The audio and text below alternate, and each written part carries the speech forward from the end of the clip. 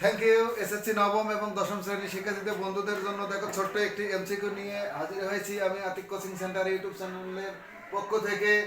বোর্ডে উপস্থাপন করা আছে tan 3a ইকুয়াল √3 হলে a ইকুয়াল কত, অর্থাৎ এটাকে আমরা মনে করব থিটা, তাহলে tan থিটা √3 tan কত ডিগ্রির মান এখানে আমরা বসায় দিলাম, বা tan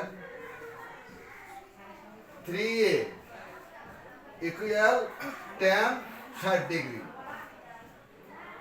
tan 60 ডিগ্রি, অর্থাৎ এই √3 এর মান tan tan কেটে গেল, বা 3a এটা সমান কিন্তু 60 ডিগ্রি, অর্থাৎ a ইকুয়াল 3 দিয়ে ভাগ করে দিলে 20, a ইকুয়াল তাহলে কত ডিগ্রি, 20 ডিগ্রি। এটা কিন্তু আমাদের আজকের অ্যান্সার। ধন্যবাদ।